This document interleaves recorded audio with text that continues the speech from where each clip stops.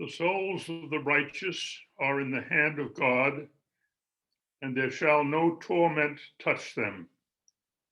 In the sight of the unwise, they seem to die, and their departure is taken for misery, and their going from us to be utter destruction.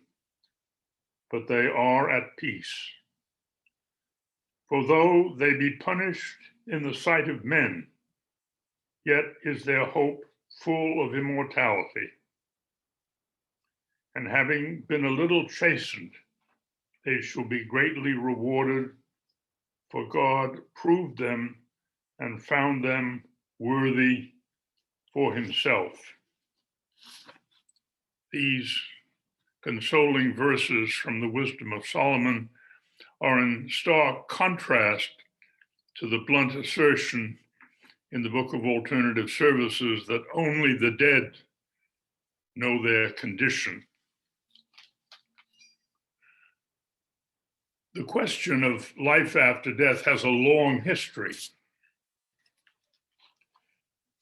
In the spring of 399 BC, when Socrates was 70 years old, he was accused of impiety and of corrupting the youth. Plato's apology is substantially the speech made by Socrates before the court. And responding to the death sentence that the court imposed on him,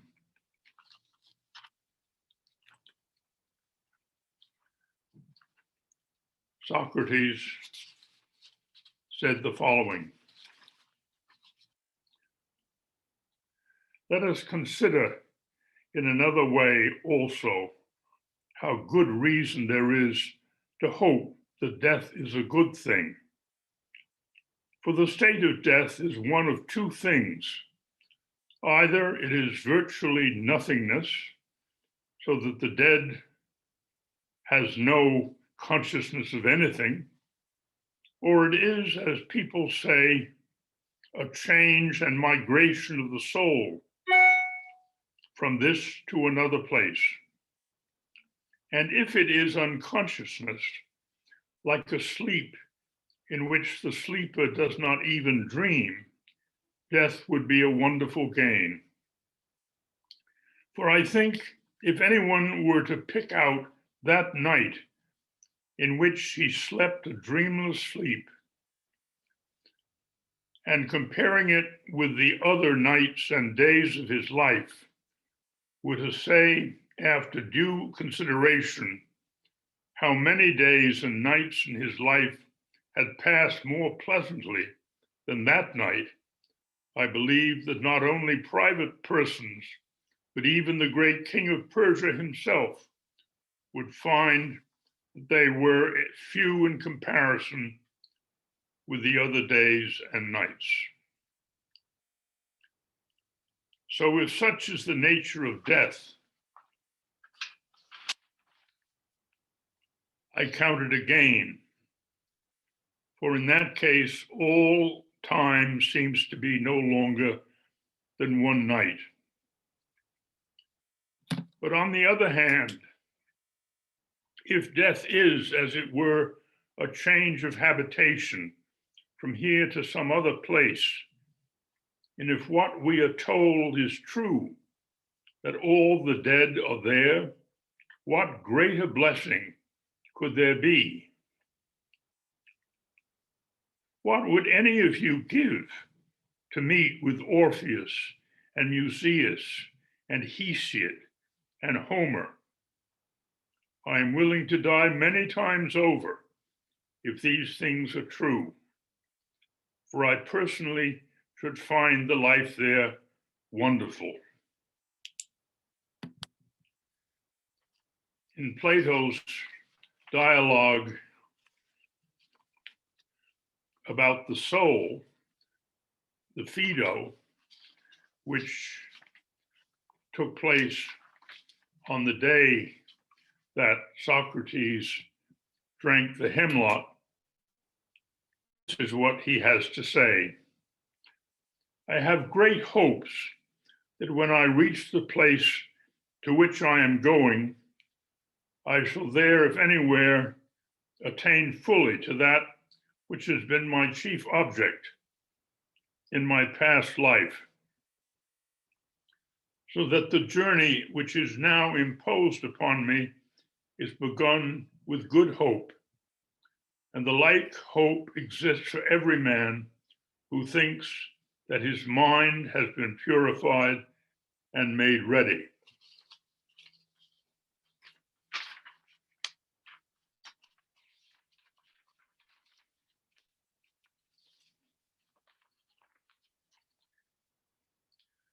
The soul, the invisible, which departs into another place, which is like itself noble and pure and invisible, to the realm of the God of the other world in truth, to the good and wise God, whither, if God will, my soul is soon to go, is this soul, which has such qualities and such a nature, straightway scattered and destroyed when it departs from the body, as most men say, far from it. The body-soul problem represents an ongoing dialectic between Hebrew and Greek anthropologies. What is a body? And what is its relationship to a human being? In Jewish anthropology, a man does not have a body, he is a body. He is flesh and blood. Therefore, the identity of the body is the only guarantee for the identity of the person. In Jewish apocalyptic, the same body must rise which was buried. Only afterwards is a gradual transformation into heavenly glory possible.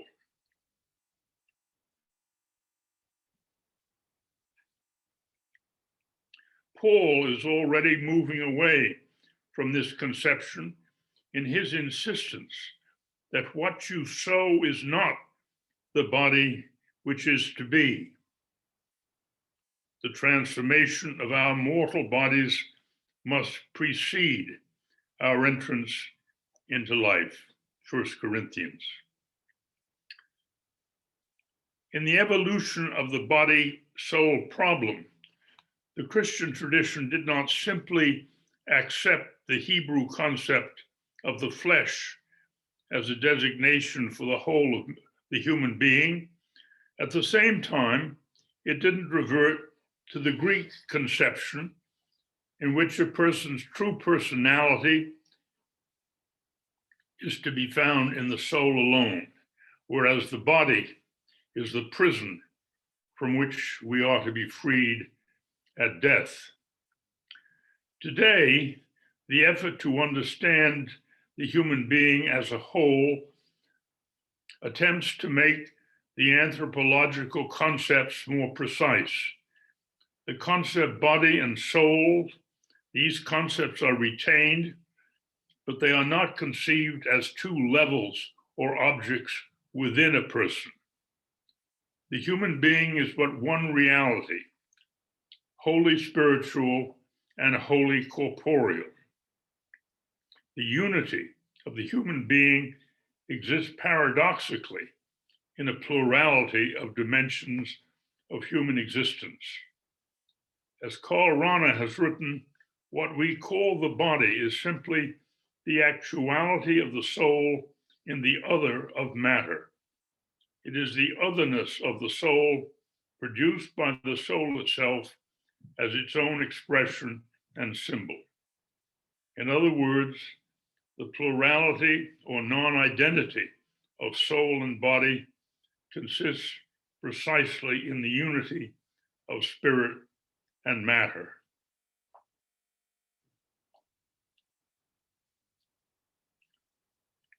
The death of a person as a spiritual being need not be identical with physical death. Consequently, it is not simply the cessation of temporal existence, but the human being's last free act, in which he finally decides about himself and his whole life, and through which he attains a definitive state of existence.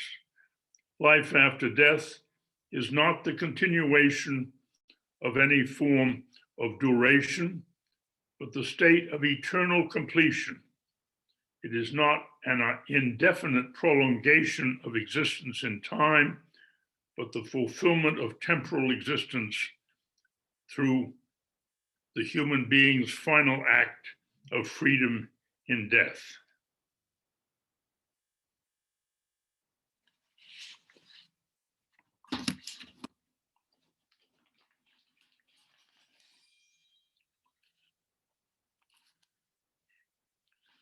I'd like to add to that theological or philosophical discussion of body and soul some words of Carl Jung. To many, death seems to be a brutal and meaningless end to a short and meaningless existence. So it looks, if seen from the surface and from the darkness. But when we penetrate the depths of the soul, and when we try to understand its mysterious life, we shall discern that death is not a meaningless end, the mere vanishing into nothingness. It is an accomplishment, a ripe fruit on the tree of life.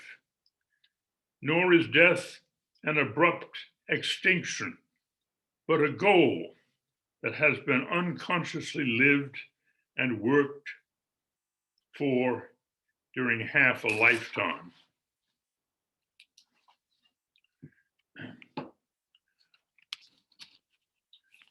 Buddhism teaches, and we have to remember that Zen is a form of Buddhism.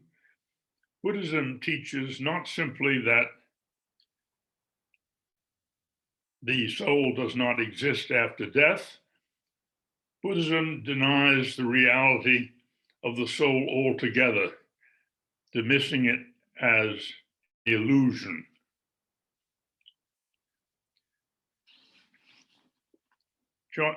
Robert Kennedy deals with this issue in his chapter on the self.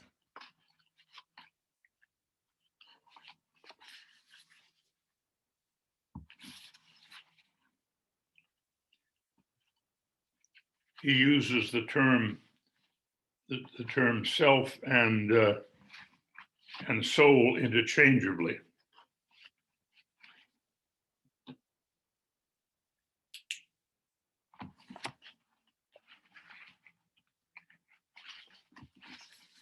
The chapter begins with a dialogue between a king and the teacher to whom he has come for instruction.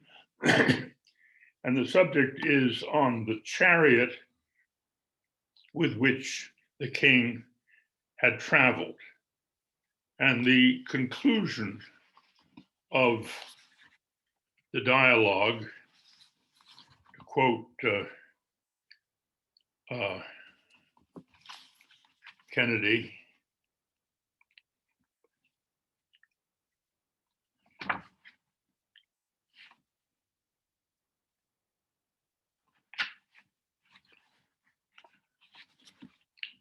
what we call chariot is just a name, a unity of parts put together in a certain way.